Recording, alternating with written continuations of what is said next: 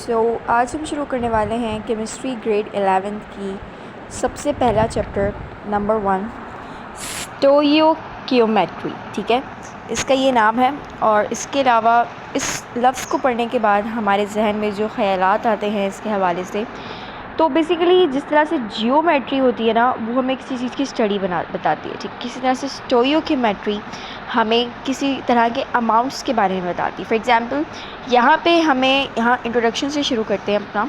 ठीक है, it is observe, ठीक है, कि ऑब्ज़र्व किया गया है that a common factor for fireworks manufacture.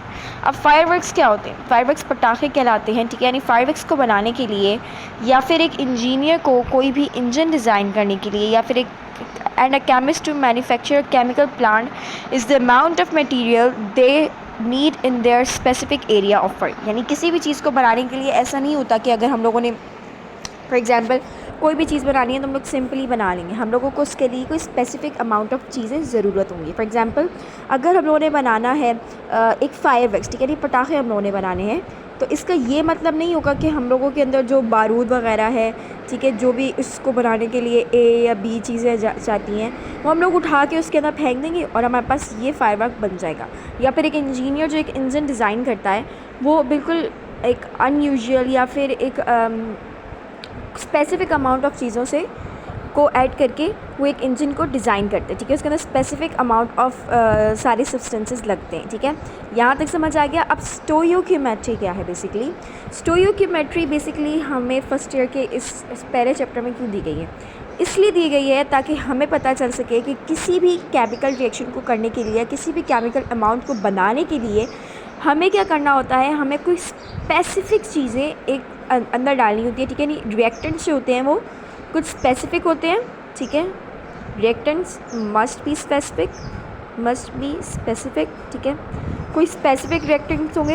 यानी फॉर एग्जांपल अगर हमें फायरवर्क्स बनाने के लिए 2A के मोल्स चाहिए और 4B के मोल्स चाहिए, ठीक है, फिर हमारे पास आ जाएगा एक फायरवर्क। ठीक है, तो यहाँ पे बेसिकली मैंने मोल्स को क्या लिया, एज अ स्पेसिफिक चीज़ ली। ठीक है, यहाँ पे भी उन्होंने यही कहा हुआ है कि फायरवर्क जो मैन्युफैक्चरर होता है, ठीक है, वो बेसिकली क्या करता है, वो मिक्स करता है। ठीक है, firework manufacture is required to mix calculated amount of chemicals. ठीक है, यानी कुछ कैलकुलेटेड अमाउंट ऑफ केमिकल्स डाले जाते हैं फायरवर्क्स को बनाने के लिए, यानी पटाखों को बनाने के लिए, जो कि फिर बाद में जाके जो है आसमानों पर जो है हमें अम्यूज़ करते हैं आसमानों पर जाके। ठीक है, a wrong calculated amount could result in violent explosion. ठीक है, अगर हम लोग कोई एवं से ही अमाउंट डाल देंगे, यानी अगर उन्होंने कहा है कि हमें 46 मोल्स डालने हैं इस केमिकल के, जबकि हम डाल दें 50 मोल्स, हम कहें भाई क्या फ़र्क पड़ता है, तो उस तरह से अगर हम लोग करेंगे, यानी किसी भी जो है क्वांटिटी को अगर हम लोग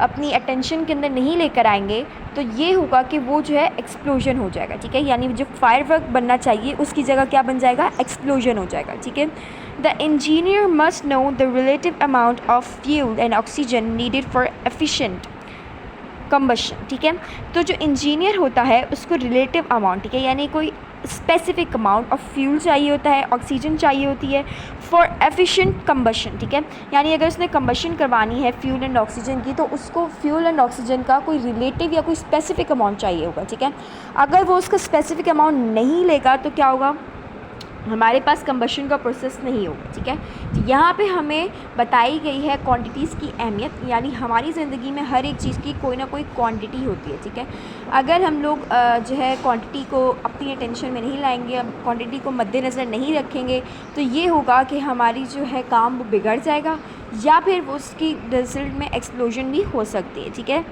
अब हमारे पास बेसिकली क्या है, a chemist is required to use calculated amount of reactants to produce exact amount of products। ठीक है, अब केमिस्ट को क्या करना चाहिए बेसिकली, अब क्वेश्चन यहाँ पे अराइज़ होता है कि एक केमिस्ट को क्या क्या करना चाहिए। ठीक है, इस तरह के चीज़ों को प्रोड्यूस करवाने के लिए एक केमिस्ट को क्या करना चाहिए, यानी अब केमिस्ट का क्या काम है क्वांटिटीज़ से। ठीक है, अब केमिस्ट जो है वो रिक्वायर होती है उसको calculated amount of reactants to produce exact amount of products. ठीक है, अगर हम लोगों ने कैलकुलेटेड अमाउंट ऑफ रिएक्टेंट्स नहीं डाले, फॉर एग्जांपल अगर हमें जो है प्रोडक्ट चाहिए था 40 ग्राम का, ठीक है, 40 ग्राम का हमें प्रोडक्ट चाहिए था, लेकिन जो केमिस्ट था उसने जो है उनकी क्वान्टिटीज़ को मद्देनज़र नहीं रखा और उसने क्या किया, बेसिकली उसने किया ये कि उसने यहाँ पे 30 डाल दिया, 30A, ठीक है, 30A moles plus 20A moles, 20B moles, ठीक है। तो हमारे पास जो 40 ग्राम का बनना चाहिए था वो हमारे पास बनेगा तकरीबन यहाँ पे कितने का बनेगा,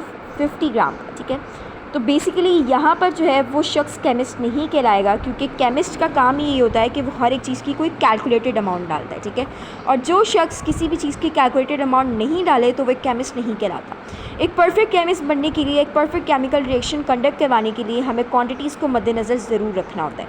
हमें क्वांटिटीज़ को अपनी अटेंशन में लाना होता है ताकि हमारा जो रिज़ल्ट है वो हमें बिल्कुल सही मिल सके, ठीक है, उसमें किसी भी किस्म की कोई गलती ना हो और वो वर्किंग हो, ठीक है। अब यहाँ पर अगर हम लोग देखें, इन्होंने यहाँ पे हमें बताया गया है कि such phenomena study through the knowledge of stoichiometry, ठीक है। यानी इस तरह का जो है फिनोमेना हम लोग किसके ज़रिए पढ़ सकते हैं, by the knowledge of stoichiometry, ठीक है। अब स्टोइकियोमेट्री क्या होता है, स्टोइकियोमेट्री जो है ग्रीक वर्ड से लिया गया है जिसका मतलब क्या है, जिसका मतलब है स्टोइकियोन, ठीक है, means element and metry means measurement, ठीक है। मैंने आपको क्या कहता है, जैसे जियोमेट्री, जियो मीन्स हम लोग जियो मतलब हमारे पास जो अर्थ होती है उसके लिए हम लोग जियो का लफ्ज़ इस्तेमाल करते हैं, ठीक है। उसी तरह से जो मेट्री होती है, मेट्री किसी की मेजरमेंट के लिए इस्तेमाल करते हैं, ठीक है। अब हम लोग ये चीज़ जो है नोट डाउन कर लेते हैं, ठीक है। स्टोइयो, ठीक है, स्टोकियोन, ठीक है। स्टोकियोन का क्या मतलब होता है, स्टोकियोन का मतलब होता है अब हमारे पास जो स्टोकियोन है उसका मतलब है एलिमेंट, ठीक है, एलिमेंट।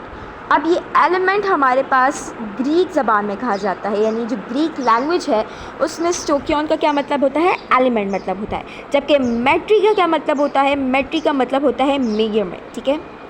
सो अब यहाँ पर एलिमेंट्स की मेजरमेंट की जाती है, ठीक है, एलिमेंट्स की मेजरमेंट की जाती है। यानी अगर इन दोनों अल्फाजों को हम लोग साथ जोड़ें तो हमें यही पता चलेगा कि इसके अंदर एलिमेंट्स की मेजरमेंट की जाती है। So we can say that कि जो हम लोगों को कोई भी केमिकल रिएक्शन परफॉर्म करना होता है या कोई भी प्रोडक्ट हासिल करना होता है, तो उस प्रोडक्ट को हासिल करने के लिए जो केमिस्ट होते हैं, जो भी इंजीनियर्स वगैरह होते हैं, उनको हर एक चीज़ की स्पेसिफिक अमाउंट ऐड करनी होती है, ठीक है। इसीलिए हम यहाँ पर ये पहले चैप्टर में स्टोइकियोमेट्री का पढ़े हैं, ठीक है। क्यों पढ़े हैं, ताकि हम बच्चों को फर्स्ट ईयर में आकर इस बात का अंदाज़ा हो जाए कि क्वांटिटी की क्या अहमियत है, ठीक है। Importance of quantity, importance of quantity, ठीक है। यहाँ तक क्लियर हो गया इसकी डेफिनेशन, मैंने भी बता दिया। अब यहाँ से भी पढ़ लेते हैं, ठीक है। The study of relative amount of substance involve in a chemical reaction is known as stoichiometry, ठीक है। यानी बेसिकली हम लोग यहाँ पे क्या करेंगे, रिलेटिव नोन अमाउंट, ठीक है, स्पेसिफिक अमाउंट ऑफ एलिमेंट्स को ऐड करेंगे एज ए रिएक्टेंट के तौर पर, ठीक है, ताकि हमें जो है केमिकल रिएक्शन कंडक्ट हो, ठीक है। The study of a relative amount, ठीक है। यहाँ पे बेसिकली अमाउंट की स्टडी कर रहे हैं हम लोग, किस चीज़ की स्टडी कर रहे हैं, अमाउंट की स्टडी। इसके अंदर हम लोग स्टडी किस चीज़ की कर रहे हैं, अमाउंट की स्टडी कर रहे हैं, ठीक है। ये बात भी रखना ज़रूरी है कि इसके अंदर हम लोग अमाउंट की स्टडी कर रहे हैं। अब वो अमाउंट जो है किसका है, रिएक्टेंट्स का है, ताकि हमें क्या हो सके, हमें right and specific amount of product मिल सके, ठीक है। अब यहाँ तक मैंने समझा दिया है स्टोइकियोमेट्री के बारे में बिल्कुल डिटेल में कि क्या होता है स्टोइकियोमेट्री। अब बेसिकली यहाँ पर इन्होंने क्या कहा है, the amount of reactants and products in a balanced chemical equation are called stoichiometric amounts, ठीक है। अब बेसिकली यहाँ पर वो क्या कह रहे हैं, यहाँ पर वो एक लफ्ज़ इस्तेमाल कर रहे हैं दोनों चीज़ों के लिए, रिएक्टेंट्स के लिए भी और प्रोडक्ट्स के लिए भी। वो लफ्ज़ कौन सा है, वो लफ्ज़ है बैलेंस का, ठीक है। यानी इन दोनों का बैलेंस होना ज़रूरी है, ये ना हो, ठीक है। फॉर एग्जांपल अगर मैं अब कोई भी केमिकल रिएक्शन लिख देती हूँ, फॉर एग्जांपल मैं यहाँ पे लिख लेती हूँ H2 + O2, ठीक है, इंटू H2O, ठीक है। अब यहाँ पर मैं क्या नोटिस कर रही हूँ कि यहाँ पर 2 टाइम्स हाइड्रोजन तो जा रहा है एंड 2 टाइम्स ऑक्सीजन भी जा रहा है, ठीक है। बट यहाँ पर जो है बेसिकली हमें 2 टाइम्स हाइड्रोजन भी मिल रहा है, लेकिन हमें 2 टाइम्स ऑक्सीजन नहीं मिल रहा। अब ये रूल नहीं है, जो है ये रूल नहीं है हमारे पास केमिस्ट्री का कि हम यहाँ पे 2 लगा दें और लिख दें कि भाई ये 2 है, तो इसका मतलब 2 टाइम्स जो है ऑक्सीजन यहाँ से भी आया है, ठीक है। अब यहाँ पर इस केमिकल इक्वेशन को बैलेंस करने के लिए मैं क्या करूँगी, मैं यहाँ पर लगा दूँगी, यहाँ पर, ठीक है, यहाँ पर मैं लगा दूँगी 2। अब 2 जो है वो इससे भी मल्टीप्लाई होगा और 2 जो है वो इससे भी मल्टीप्लाई होगा। अब इन दोनों से जो है वो 2 मल्टीप्लाई हो रहा है एंड एट द एंड हमारे पास जो है अमाउंट वो 2 टाइम्स OR है एंड 4 टाइम्स एच आ रहा है, क्योंकि देखिए 2 इंटू 2 ये हमारे पास क्या आ गया 4 एंड हमारे पास 2 टाइम्स OR है। यहाँ पे हम लोग देखें तो हमारे पास सिर्फ और सिर्फ 2 टाइम्स एच आ रहा है, तो यहाँ पे भी हम लोग 2 लगा देंगे जो कि इससे मल्टीप्लाई होगा, हमारे पास 4 टाइम्स एच आ जाएगा, 2 टाइम्स O आ जाएगा, तो दोनों तरफ क्या होगी balance, 4 times hydrogen 2 times oxygen, here 4 times hydrogen 2 times oxygen. अब यहाँ पर जो है ये केमिकल इक्वेशन बैलेंस्ड है, ठीक है। इसके अंदर amount of reactant and amount of product जो है वो बैलेंस फॉर्म में मौजूद है, ठीक है। तो ये केमिकल रिएक्शन जो है अकर हो जाएगा और इसका जो है प्रोडक्ट जो है वो भी हमें एक स्पेसिफाइड मिलेगा, ठीक है। स्पेसिफाइड मिलेगा, सबसे पहली बात तो ये कि इसका प्रोडक्ट हमें स्पेसिफाइड मिलेगा, दूसरी बात तो ये कि इसका प्रोडक्ट हमें करेक्ट मिलेगा, ठीक है। दैट इज़ क्लियर, ठीक है। अब हम लोग चलते हैं अपने आगे की तरफ। यहाँ पर basically such today is essential when quantitative information about chemical reaction is required, ठीक है। अब यहाँ पर हम इस चीज़ की स्टडी क्यों कर रहे हैं, इस चीज़ की स्टडी हम लोग इसलिए कर रहे हैं ताकि हमें पता चल सके जो क्वांटिटेटिव इन्फॉर्मेशन है किसी भी चीज़ के बारे में वो कितनी ज़रूरी है, यानी क्वांटिटेटिव इन्फॉर्मेशन की क्या इंपॉर्टेंस है, ठीक है। यहाँ लिख लेते हैं हम लोग इस चैप्टर क्यों स्टडी कर रहे हैं, ताकि हमें क्वांटिटेटिव ठीक है, क्वांटिटेटिव इन्फॉर्मेशन की, ठीक है, क्वांटिटेटिव डेटा की, क्वांटिटेटिव इन्फॉर्मेशन की अहमियत पता चल सके, ठीक है, इम्पॉर्टेंस पता चल सके, ठीक है। इसकी इम्पॉर्टेंस के लिए हम लोग ये स्टडी कर रहे हैं, ठीक है। यहाँ तक क्लियर हो गया। उसके बाद वो लोग क्या कह रहे हैं, about a chemical reaction is required, such study is essential when quantitative information about a chemical reaction is required, ठीक है। इस चीज़ की स्टडी करना क्यों ज़रूरी है, ताकि हमें पता चल सके कि क्वांटिटेटिव इन्फॉर्मेशन की क्या इंपॉर्टेंस है, ठीक है। केमिकल रिएक्शन के अंदर क्वांटिटेटिव इन्फॉर्मेशन की क्या इंपॉर्टेंस है, अगर हम लोगों के पास जो है वो क्वांटिटेटिव इन्फॉर्मेशन 2 फॉर्म्स में हो सकती है, ठीक है। ग्राफिकल फॉर्म में, ठीक है, जिसके अंदर 10, 20, 30 ग्राफिकल फॉर्म में हो सकती है, ठीक है। एंड वो इसके अलावा नंबर्स की फॉर्म में हो सकती है, जैसे 40 ग्राम ऑफ मोल्स या 30 ग्राम ऑफ मोल्स। ये हमारे पास बता रहा है ये चैप्टर हमें क्वांटिटेटिव इन्फॉर्मेशन की इंपॉर्टेंस, ठीक है। यहाँ तक क्लियर हो गया। Such studies essential when quantitative information about a chemical reaction is required, ठीक है। Moreover it is important to predict yields of chemical product, ठीक है। अब हम लोगों ने क्लास 10 में जो हमारा सबसे पहला चैप्टर था वो कौन सा था, एक्विलिब्रियम, ठीक है।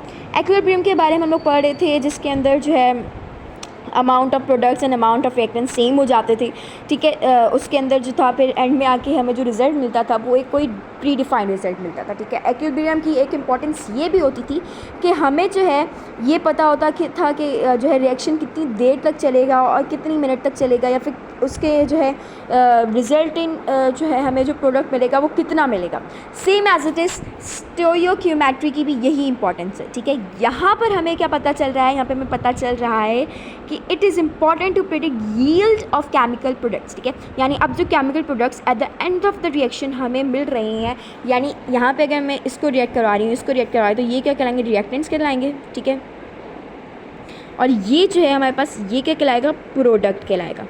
तो इस प्रोडक्ट की यील्ड को मालूम करने के लिए, यानी ये प्रोडक्ट हमें कितना मिलेगा, इसकी यील्ड को मालूम करने के लिए स्टोइकियोमेट्री की इंपॉर्टेंस है, ठीक है। तो यहाँ तक ख़त्म हो जाता है हमारे पास इसका इंट्रोडक्शन, ठीक है। ये जो सारा इंट्रोडक्शन था, अब यहाँ अगले लेक्चर में हम लोग पढ़ेंगे इस मोल के बारे में, इस मोल के टॉपिक के बारे में, ठीक है। So see guys in the next video.